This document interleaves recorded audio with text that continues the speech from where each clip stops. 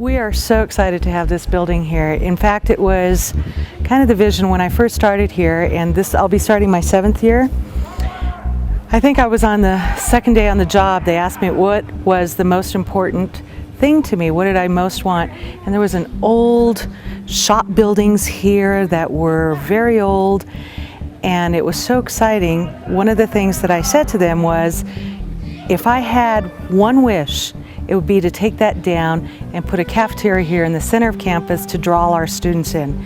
And little did I know that wish was going to come true. This building right here was a joint use. We worked with the city. There's nothing meeting rooms on the California side in South Lake Tahoe. All of them are the hotels on the Nevada side. So we thought, okay, city, you want to go with us in it. So by us doing training and staff development and $2 million for the eating facility, now we get $4 million from the state, we match it. Now we have a 20,000 square foot building that is a diamond.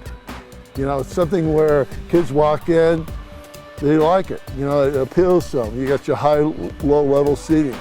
You know, it gets them to talk. It's arranged in that way.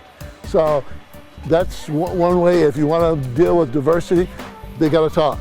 They got to move that way. I think the student union will be that place on the campus where they will be able to share those experiences, student to student, student to teacher, teacher to teacher, and outside of the community too, because this is a joint use facility. So the community will be able to use it, the city can use it, teacher training can be conducted here, as well as larger events that involve serving food and other accommodations. This building will host seat 620 students sitting down right now, and that's in a very comfortable type setting.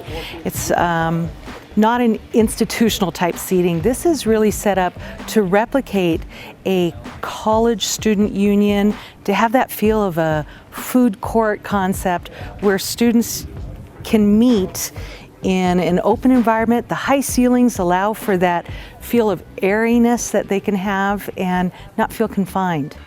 LPA has that brilliant touch. There's no doubt about it, and it's not just drop, standalone building and walk away. They looked at the whole facility, and out of this being the centerpiece, obviously, because that's where people will go eat, but all these other buildings are the hub. This is the hub, and it goes out on the spokes. It takes a different design. You can't take a Southern California beach and put it up here with snow load and everything else, how to design a building. And we wanted it to blend in so it had that alpine look. So when we were building it, we had that in mind, so they were creative. They used the woods. They enhanced so that environmentally you had more light, because in snow they're more inside. So by opening up that and looking at the vistas and the scenes, especially when it snows, you know, it's a nice connection. Here they'll be able to sit together, go inside, and the way this building is designed, the snow will be able to shed off.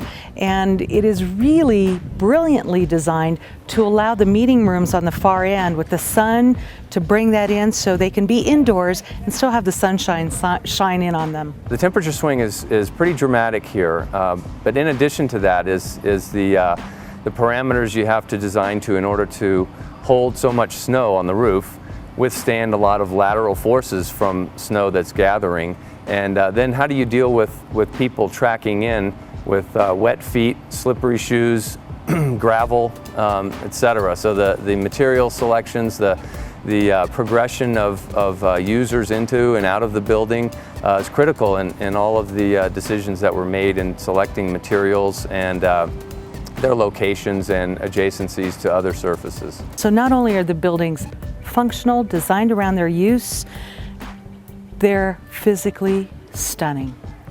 And what an environment that leaves for future students and our community.